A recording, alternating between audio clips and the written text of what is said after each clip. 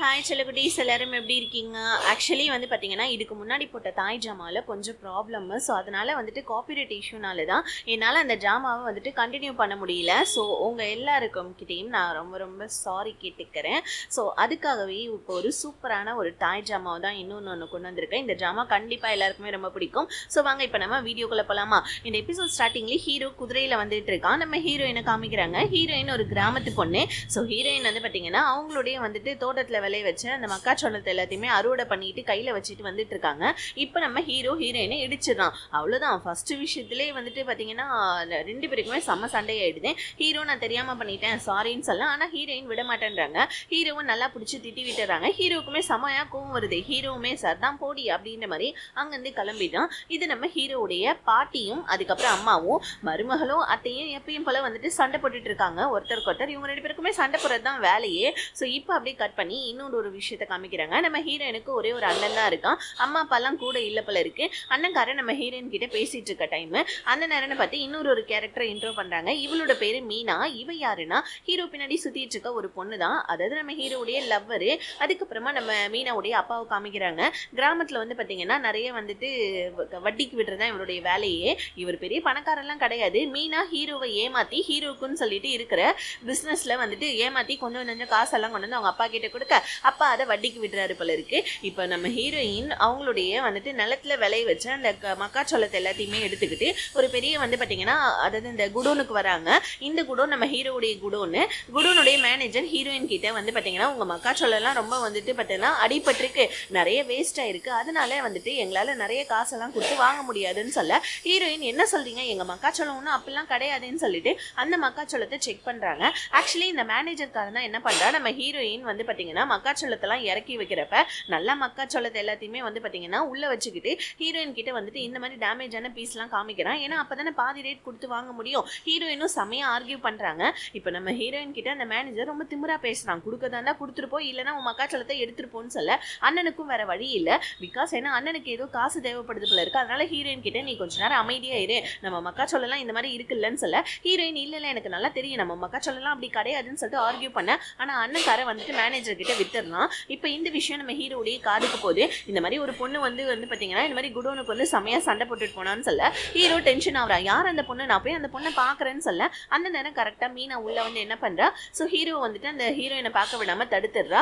Because ஏன்னா அந்த manager இந்த மீனாவுக்காக தான் ஒர்க்கே பண்றான். மீனா இப்படி தான் வந்துட்டு அந்த மேனேஜர் கிட்ட வந்து பார்த்தீங்கன்னா ஏதாவது வரவங்க எல்லாரையுடைய வந்துட்டு திங்ஸ் எல்லாத்தையுமே பாதி ரேட்டுக்கு வாங்கி அந்த காசை இவ எடுத்து பாப்பல இருக்கு ஹீரோக்கே தெரியாம. இது தெரியாம நம்ம ஹீரோவும் மீனாவுடைய காதல் வலையில சிக்கிக்கிட்டு மீனா கிட்ட வந்து பார்த்தீங்கன்னா அப்படியே வந்துட்டு காதல்ல பேசிட்டு இருக்க ஹீரோ அந்த விஷயத்தையும் மறந்துடுறான். நம்ம ஹீரோயினோட விஷயத்த மீனாவும் மேனேஜர் கிட்ட இருந்து காசை வாங்கிட்டு போயிடுறா. இப்போ ஹீரோயின் அவங்களுடைய வந்துட்டு தோட்டத்துக்கு போயிட்டு மக்காச்சோளத்தெல்லாம் செக் பண்ணிட்டு இருக்காங்க. அண்ணன் கிட்ட அண்ணா பாரு நம்ம மக்காச்சோளம்னா நல்லா தான் இருக்குன்னு சொல்ல அண்ணன் வந்துட்டு இப்போ என்னவா பண்றது, கிராமத்து மக்கள்லாம் அப்புறம் வந்துட்டு நம்ம அந்த இடத்துல சண்டை போட்டோம்னா அப்ப நம்ம மக்காச்சோளத்தை சும்மா கூட யாருக்கிட்டையும் விற்க முடியாது, அமைதியாருன்னு சொல்லிட்டு இருக்க அந்த இடத்துல மீனாவுடைய அப்பா வந்து சண்டை போடுறாரு. ஆக்சுவலி நம்ம ஹீரோயினுடைய அண்ணன் ஸோ இதுக்கு முன்னாடி இப்போ கிடையாது, இதுக்கு முன்னாடி வந்து பார்த்தீங்கன்னா இந்த லாண்ட்ரி இந்த லாட்ரிலாம் வந்துட்டு டிக்கெட்லாம் வாங்கி நிறைய வந்துட்டு ஏமாந்துருக்கான் போல இருக்கு. அந்த லாட்ரி டிக்கெட்லாம் வாங்குறதுக்கு மீனாவுடைய அப்பா கிட்ட தான் கடன் வாங்கியிருக்கான். மீனாவுடைய அப்பா வந்து இந்த மாதிரி என்னுடைய கடனை கொடு, வட்டியும் நீ கொடுக்க மாட்டேன்னு சொல்ல ஹீரோனுக்கு இப்பதான் இந்த விஷயம் தெரியும். அண்ணனை பார்த்து செம்மையா முறைக்கிறா. என்னன்னா நீ வந்துட்டு வட்டிக்கெல்லாம் கடன் வாங்கினியான்னு சொல்ல ஆக்சுவலி இந்த மீனாவுடைய அப்பாவுக்கு நம்ம ஹீரோயின் மேல ஒரு கண்ணு. அதனால நம்ம ஹீரோயினை பார்த்து இந்த மாதிரி வந்துட்டு உனக்கு கடன் சீக்கிரமா கொடுத்துரு, இல்லைன்னா வட்டியாவது கொடுத்துரு, இல்லைன்னா அவ்வளவுதான் அப்படின்னு சொல்லிட்டு மீனாவும் ஒரு மாதிரி பார்வை பார்த்துட்டு போவ ஹீரோயின் திட்டுறாங்க. ஸோ இந்த மாதிரி வந்துட்டு மீனாவுடைய அப்பா வந்து இந்த மாதிரி கத்திட்டு போறாரு, நீ ஏன்னா இப்படி பண்ணேன்னு சொல்ல வேற வழியே இல்லம்மா, இப்போ நம்ம 5 லட்சம் ரூபாய் அவன்கிட்ட கொடுத்தே ஆகணும்னு சொல்ல ஹீரோனுக்கு செம கடுப்பாகுது. இந்த மாதிரி அந்த மக்காச்சோளத்தெல்லாம் நல்ல ரேட்டுக்கு வித்துருந்தேன்னா நல்ல காசு வந்துட்டு பார்த்துருக்கலாம், ஆனால் நீ தான் தேவையில்லாம இந்த மாதிரி பண்ணிட்டு வந்துட்டேன்னு சொல்ல இன்னொரு பக்கம் வந்துட்டு ஹீரோவுடைய பாட்டிக்கு ஒரு கனவு வருது. இறந்து போன தாத்தா ஒரு முயலை நம்ம ஹீரோயினோட அதாவது ஹீரோவுடைய பாட்டி கையில கொடுத்து இந்த மாதிரி நான் மறுஜென்மம் இந்த வீட்டுக்கு வந்துட்டு பிறந்து வரப்போறேன், அது உன் கையில தான் இருக்கு அப்படின்னு சொல்ல இப்போ பாட்டிக்கு ஒண்ணுமே புரியல. தூக்கத்துல இருந்து எந்திரிச்சு வந்துட்டு செமையா பதறாங்க. நம்ம கணவர் மறுஜென்மம் எடுத்துக்கிட்டு நம்ம வீட்டுக்கு வர போறாரா அப்படின்னு சொல்லிட்டு பாட்டி சந்தோஷப்பட்டுட்டு இருக்காங்க.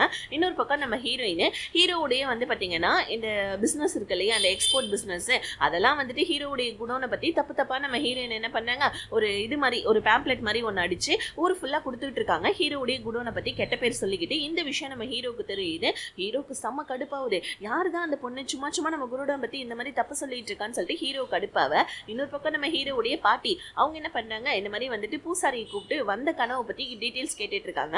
அப்ப பூசாரி வந்து பாத்தீங்கன்னா கொஞ்சம் விஷயத்தெல்லாம் சொல்றாரு.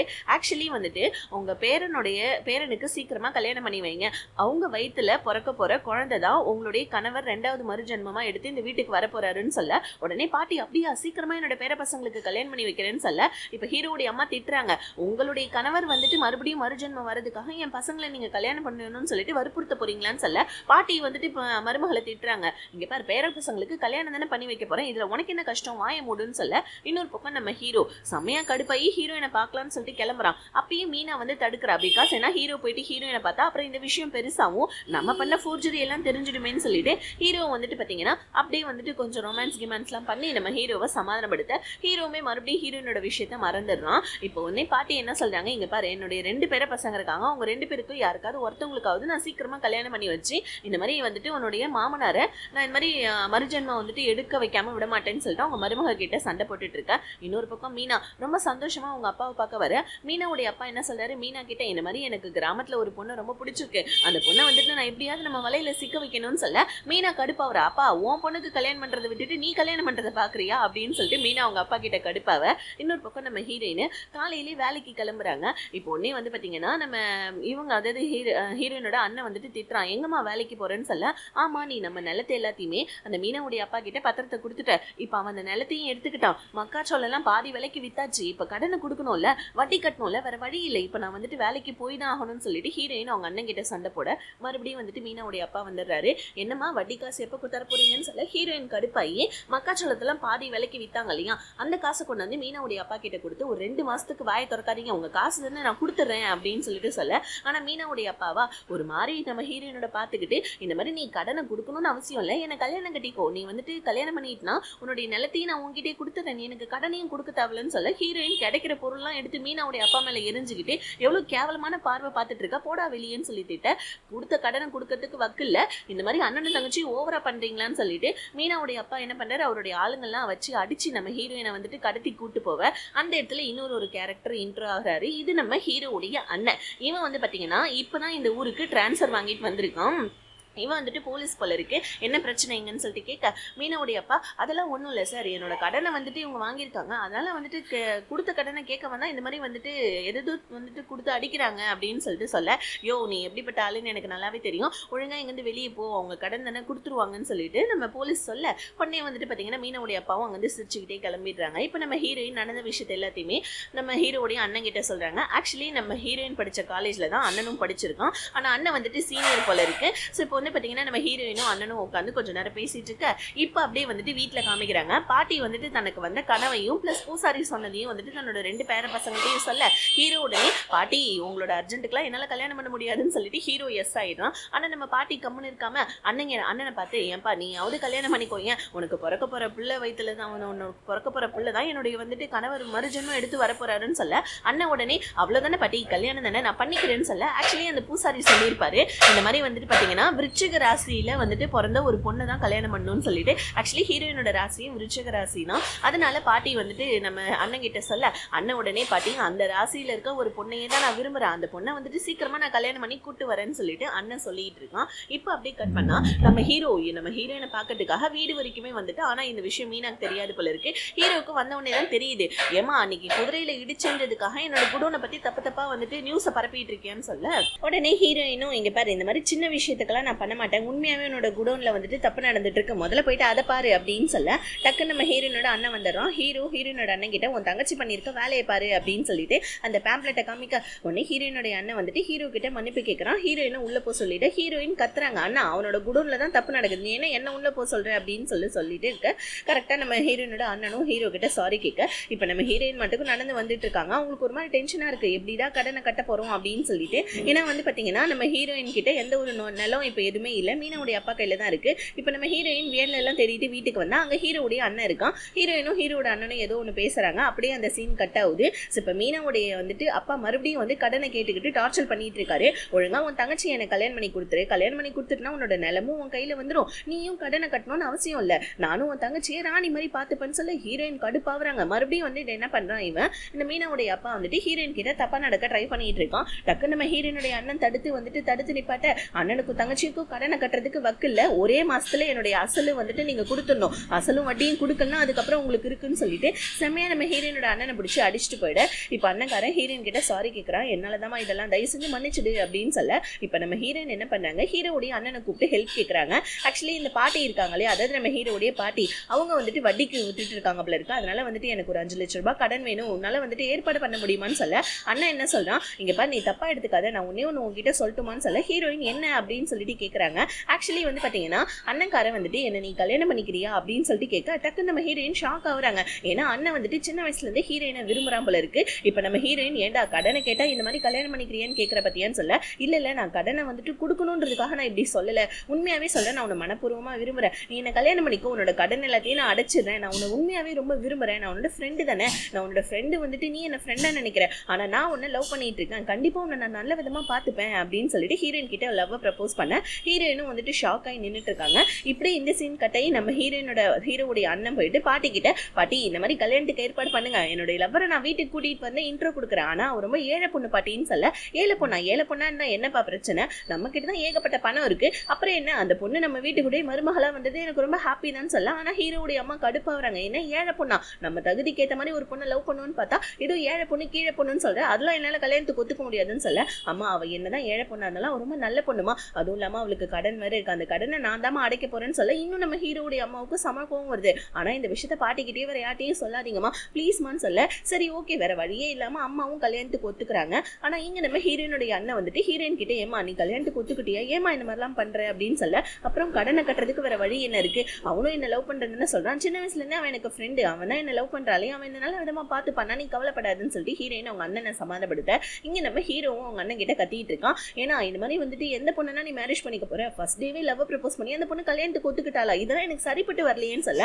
அண்ணன் உடனே நீ உன் அண்ணியை பாரு கண்டிப்பா உனக்கு ரொம்ப பிடிக்கும் அப்படின்னு சொல்லிட்டு ஹீரோ கிட்ட சொல்ல ஹீரோவும் சரி ஓகே அண்ணன் லவ் பண்ணான்னு சொல்லிட்டு விட்டுற சொல்லிடுறான். இப்ப அடுத்த நாள் நம்ம ஹீரோயின் வீட்டுக்கு வர, ஆனா நம்ம ஹீரோ அங்க இல்ல போல இருக்கு. இப்ப ஹீரோயினை வந்துட்டு அண்ணன்காரன் கூட்டிட்டு வந்து பாட்டி கிட்டையும் அம்மா கிட்டையும் இன்ட்ரோ பண்ண பாட்டி நம்ம ஹீரோயினை பார்த்தோன்னே ரொம்ப பிடிச்சி போச்சு. ஆனா வந்துட்டு ஹீரோவுடைய அம்மா அவங்க இருக்காங்க இல்லையா, அவங்க நம்ம ஹீரோயின் ஏழைன்றதுனால ரொம்பவும் வந்து பாத்தீங்கன்னா அசிங்கப்படுத்தி பேசிட்டு இருக்காங்க. பாட்டி செமையா திட்டுறாங்க, உன் வாயை வச்சுட்டு கம்முனே இருக்க மாட்டியா, வரப்போற வீட்டு மருமக கிட்ட இந்த மாதிரிதான் பேசுவியா அப்படின்னு சொல்லிட்டு பாட்டி நம்ம ஹீரோயினுக்கு ஒரு நல்ல சப்போர்ட்டா இருக்காங்க. ஹீரோயினுக்கு ரொம்ப ஹாப்பியா இருக்கு.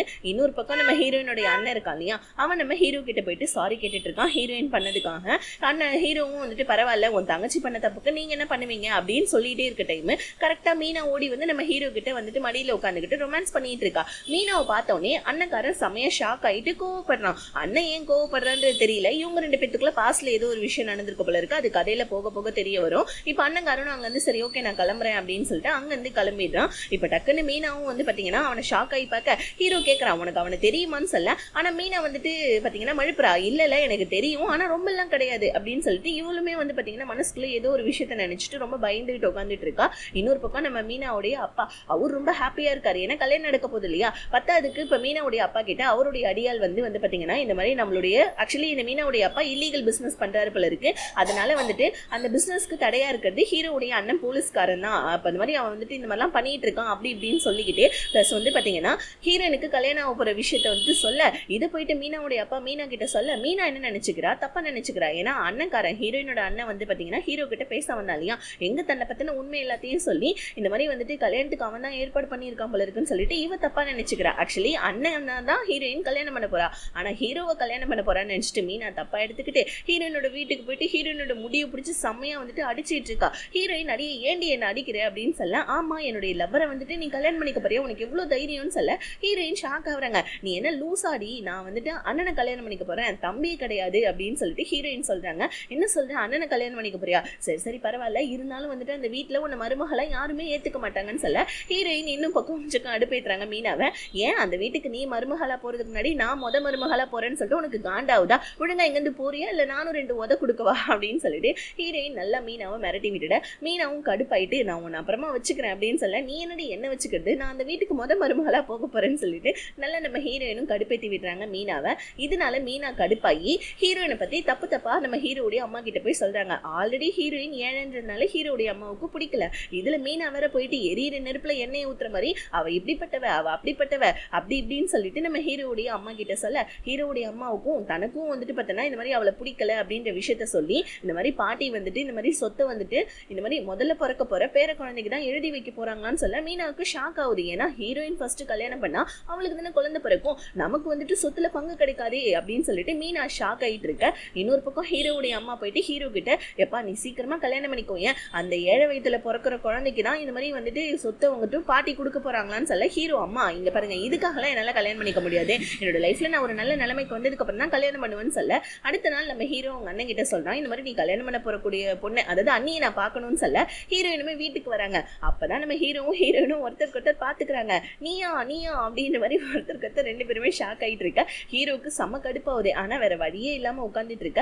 இப்ப நம்ம ஹீரோயின் நடந்த விஷயத்த எல்லாத்தையுமே ஹீரோடைய அண்ணன் கிட்ட சொல்ல ஹீரோடைய அண்ணன் சிரிக்கிறான். இங்க பாரு 2 பேருக்குமே ஏதோ மிஸ்பிஹேவிங் வந்துட்டு நடந்திருக்கு, அதனால வந்துட்டு 2 பேருமே வந்துட்டு இது எல்லாத்தையுமே மறந்துருங்க. இங்க பாரு இவ உனக்கு வரப்போற அண்ணி, ஓகேவா, அண்ணி கிட்ட கொஞ்சம் மரியாதையா நடந்துக்கோன்னு சொல்லிட்டு தம்பி கிட்ட சொல்ல தம்பியும் அப்படியா சரிங்கண்ணா அப்படின்னு சொல்லிட்டு பல்ல கடிச்சுக்கிட்டு ஹீரோயின் கிட்ட ஹாய் சொல்ல நம்ம ஹீரோயின் கொஞ்சம் திமிராவே ஸோ வந்து பாத்தீங்கன்னா மூஞ்ச திருப்பிக்கிட்டு போறாங்க.